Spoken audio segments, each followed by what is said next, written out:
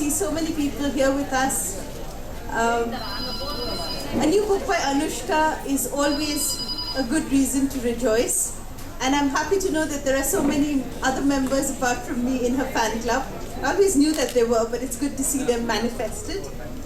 Anushka, as all of you know, is the author of more than 25 books, 10 plays, and has won so many international awards that I've stopped counting. She also has considerable artistic talents which the world is yet to discover in their full glory. Anushka is best known for her picture books, but I'm a fan also of the books that she writes for slightly older children from about 7 and up, because I think it's in these books that the full potential, the full magic of the stories she weaves really comes into fruition. And which is why Zain and Anna is an extra cause for rejoicing, because it's the first book in a series, and we hope to have many more Zain and Anna adventures to read and love in the years to come. To launch the book, we have the young lady and the young gentleman who will be Zain and Anna in this afternoon's performance. So I'd request Shreya Thomas and Tarun Lakshman to please come and launch the book.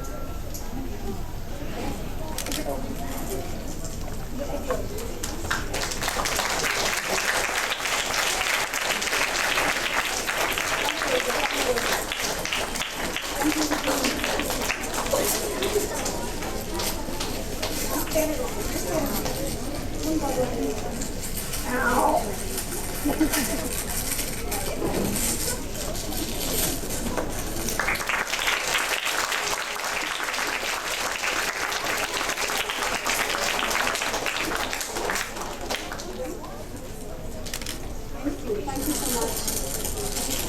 So what can I eat? And now over to Anushka, Shreya, Tarun and the others for a short dramatized reading of certain parts of the book.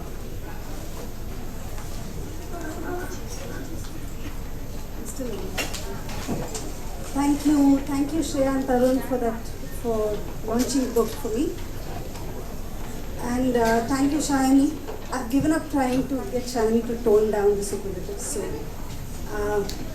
this is a cliche that's repeated till everyone's sick of it, that this book would have never happened because of except for so and so. But this is literally true in this case, because Shayani bullied me into agreeing to do this series, and she bullied me into writing this book. So this book would not have happened if she hadn't bullied me into it. So, but I had such a blast writing it, I had such fun writing it, that I have to reluctantly thank Shayani for bullying me. But I hope you won't make a habit of it. So anyway, what we have planned for you this afternoon is that we're going to do a kind of dramatized reading, where I will read, we'll do 3 chapters.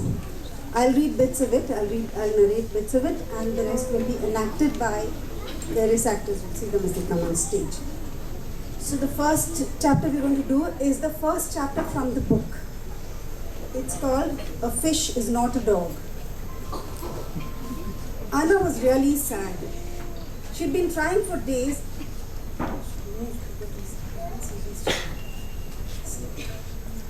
Anna was really sad.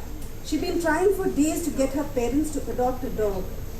She'd seen in the young readers section of the newspaper that there was a homeless litter of pups. Give one of these adorable pups a home and get yourself a faithful friend for life, said the ad. Pups are a nuisance, said her mother. Anna tried telling her mother that the ad said that they were adorable pups. Obviously, adorable pups couldn't be a nuisance. But her mother refused to listen to this very logical argument. So Anna got a fish instead of a dog. Now a fish is very different from a dog. For one thing, it has no legs. It has a tail which it sort of wags, but it's not quite the same. You can't tell its mood from the way it wags its tail. A fish can't bark, it won't lick you all over the face, and you can't cuddle it. Anna did try, but she got very wet. Because the biggest difference between a fish and a dog is that a fish lives in water. Anna learned all about how to keep the fish tank clean and how to feed the fish, but she was not happy, and she complained to her best friend Zin when we came to meet the fish. It's ridiculous. I wish he wouldn't use such big words. I have no idea what it means. Ridiculous? What does it mean? Good? Bad? Scary?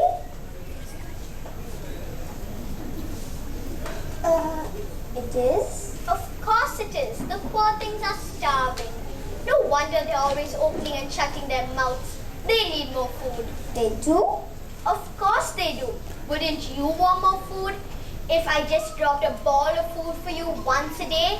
Not even a ball, a little marble, a little drop of food. I'd starve. I eat lots of food, many times a day.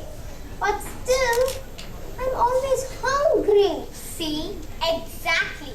But when I tell my mother that we should give poor Socrates, Plato and Aristotle more food, she refuses. Why should we give whoever, Pluto and whoever more food? I thought it was the fish that was starving. That's what they're called, silly. The fish. Socrates is the ugly one. Plato is the fat one. And Aristotle's the other one. They all look exactly the same to me. I wish you would keep things simple. If they were my fish, I would have called them Fishy 1, Fishy 2, and Fishy 3. Or maybe Goldie 1, Goldie 2, and Goldie 3. Why make life difficult with names which you can't even pronounce? Socrates, Aris, whatever. But you're right about one thing.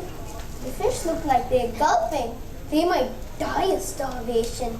I think you should give them more food. So do I, but my mother hides it. Give them something else then. What do fish eat? Seaweed. Give them seaweed. Where are you going to get seaweed? The sea is miles away. I know. Give them spinach. I bet it tastes just like seaweed. They won't know the difference. They look pretty dumb anyway. I don't like anyone calling my fish dumb. Even Zay. I call them dumb sometimes because they don't wag their tail, bark or do anything interesting, but no one else is allowed to call them dumb. They are not dumb. Okay, they're not dumb. I meant dumb because they can't speak. That's what I meant. Not stupid dumb, of course not. They look very intelligent. I think they must be geniuses. Maybe they do speak. Maybe they have a language of their own, which only they can hear each other. They're opening and shutting their mouths. Like our bandmaster, Mr. Thomas. He does the same thing. I think they're talking to each other. What do you think they're saying?